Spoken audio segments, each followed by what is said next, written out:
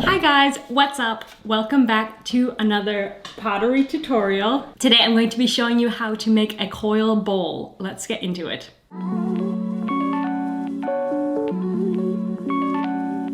So I'm going to have all the tools that you will need for this tutorial listed down below in the description, but I definitely want to point out that you're going to need some sort of bowl former for this project. So I just have this bowl for my kitchen, but you can use like any shape bowl that you want for this project. So I'm going to be using a white stoneware clay for this project, and we'll just get started by rolling out some coils.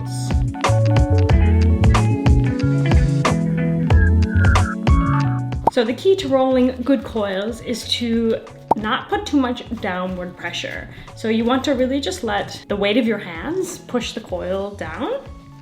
And then you want to be spreading your fingers out to kind of guide the coil outward. If you're finding that you're having coils that are like floppy, like not round, but like ovular, focus on your technique a little. Try not to push so much down and really focus on this back and forth motion and spreading your fingers. That should help with your coils, but they don't have to be perfect. Any type of coil will work. Okay, so for my bowl, I'm going to line it with this fabric. If you've watched any of my other videos, you know that I love this drape molding technique. This is a super nice technique. And in fact, I use the same setup with the same bowl and the same fabric for my berry bowl video. I'll link that video down below. But this time I'm going to be making the same shape, just in a different way, and it's gonna look a whole lot different as well. So now that we have our fabric lined bowl, I'm going to start coiling from the inside. And when you're attaching the coils together, you want to always score. So I'm gonna use this great scoring tool to score my coil. And when you're scoring, you always want to do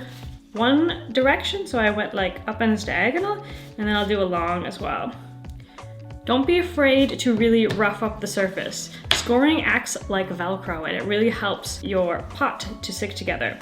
And then you're just gonna start, I'm gonna start rolling it outside of the bowl. I'm gonna start rolling it up. And the thing is, you want to score both sides actually. So you want to score as you're rolling it up as well. Both sides of the clay that are touching each other are going to have scoring on them. Because this is the first coil and my bowl is pretty shallow, I don't need to do the first coil inside of the bowl. If you're having a really steep bowl, you're going to want to do this first bit inside. But now I'm going to continue the coil inside. I can prepare it by just scoring the outside of my first coil, putting it in, and then I'm gonna go ahead and score my next coil. This is a great tool, but if you don't have this tool, you can also use a fork or a serrated rib, or even like a needle. Anything that is going to scratch the clay is gonna work just fine. And now I wanna make sure that my little snail that I've got going is right in the center of my bowl, so that my coils will start to bend up a bit as the curve of the bowl goes around. So I wanna make sure I score both sides that are touching one another. Depending on your clay, you might also want to use slip when you're scoring. I have some water and a brush here, but I don't think I'm actually going to need it because this clay is pretty sticky and it's fresh from the bag. This will be okay. If you're working with clay that's a little bit on the drier end or maybe groggy or something, you want to also add some slip. Just kind of feel your clay and see what it needs. Okay, so now we have a bigger snail. Now I'm just gonna keep coiling until I fill this bowl up. Try and keep your coils more or less the same thickness. That will add some consistency to your piece. A couple of you guys have commented about my dog. So she's a rescue from Montenegro. Her name is Peanut. We've had her for 2.5 years, I think. She's 4, just turned 4 this month, and she's very camera shy. She doesn't like any noises, so like if anyone starts talking in the room, like when she's trying to sleep, of course, she's just like leaves. She's like sensitive, soft, sweet little dog. But that's why you don't see her too often in my videos unless I luck out and she's in a particularly chill mood. Okay, I'm hoping that's enough. Let's see. So I'm gonna score the coil that is on the outside so I can stick my next coil to it.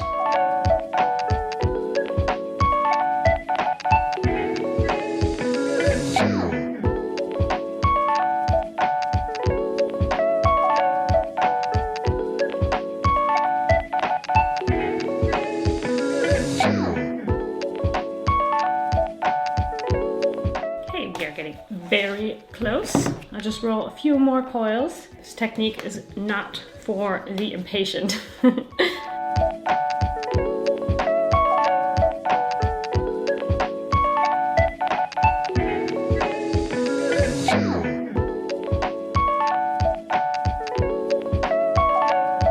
Okay, we are nearly at the top. I'm just needing one more bit to finish this off here, so I'll make just one more coil.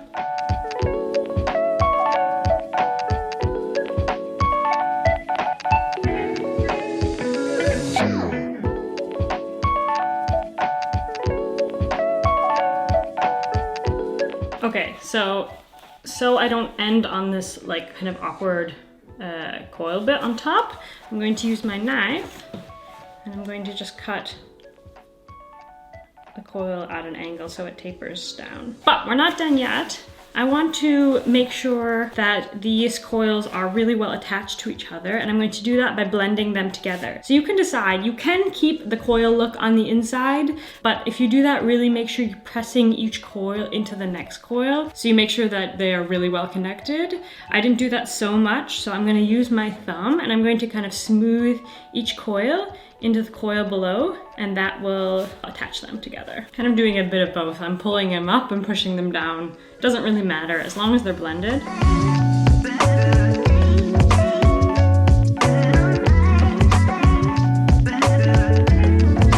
Now you can do just the inside blending and leave the outside. You can do both, you can leave both.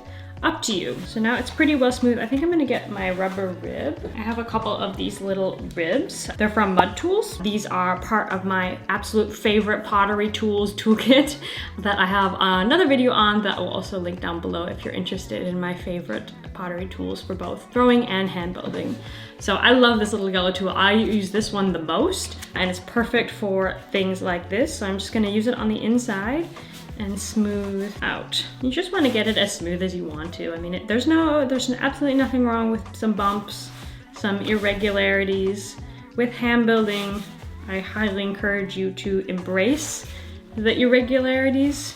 We are building with our hands, we are not machines. That's the great thing about hand building. I mean, maybe you guys don't have access to a wheel or don't know how to throw on a wheel, but I could make this piece so fast on the wheel.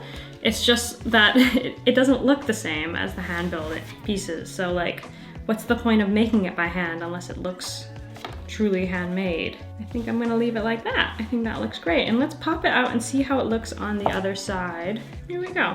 Be careful with it because you don't want to flatten it. I think I'm just gonna go in a little bit and smooth out the scoring marks, but I think I will leave the coil look on the outside because I like it. I think it looks cool. Oh, I should use this tool. Rubber pencil, also on my list of my favorite pottery tools. It just like gets in there, smooths everything out. Like I don't want to make it look like it's not coils, but I do want to get rid of my scoring marks. Could have been a bit more careful with my scoring, but you know, you live and you learn. Currently wondering how I should glaze this. Oh, and while I'm at it, I did do another video on coiling, but this is freeform coiling. So in this sense, I used coiling with a form, but I have my piece here, my planter that I made with freeform coiling. Definitely go check out that video as well if you're into coiling and you want to learn how to do it without the mold, freeform. And I'll also link that down below. I think I'm going to leave it as that. I mean, I don't want to overly do it, but the question for you now is, should I put a foot on it? Do I want it to sit on the table like this?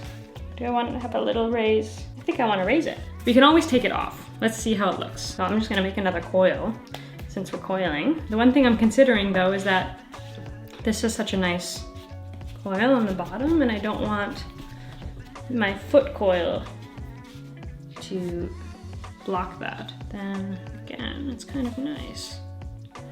Oh, I like that. Okay, sorry bottom coil. You're gonna get a little obscured. You can still see it. So I just made a ring and now I'm going to set it on where I want it to go so that the coil bottom is centered. And then I'm just gonna use my scoring tool to mark where it should go on the outside, so I know where to score. So now I'm just gonna score inside of that marking. Score the ring, of course. Now, I wanna be careful because I'm gonna press it down, but I wanna not, because this is still pretty wet, I don't wanna make my pot lose its shape. So I'm kind of like pinching and pressing down at the same time. That's gonna help it to stick. And I've got my other hand on the inside supporting that so I'm not pushing the wall down. If you're struggling with this part, you can just let your bowl dry out a little bit, then it will like be more structurally strong for you to push on it. Otherwise, you can just go for it. Once again, I just need to clean up the scoring marks. There we have our coil bowl. Easy as that. Now I just need to fire it. So I'm going to bisque it in the kiln. We bisque to 900 degrees Celsius, and then I'm going to glaze it.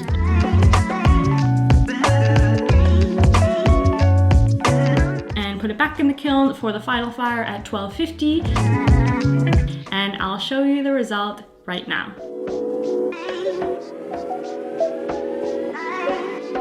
Alright guys, and here is the final result. I hope that you like it as much as I do. I was just putting in some local candies in it, but I think I'm gonna actually use it for my keys because it's like a really nice stable form and it's perfect size and I think it'll look cute. Yeah, I hope that you enjoyed that video. If you want to see more hand building videos or more wheel videos, please just let me know. If you want to learn more about me and my studio, you can always find me on Instagram at potterytothepeople. Otherwise, I'll see you in the next video. Bye, friends.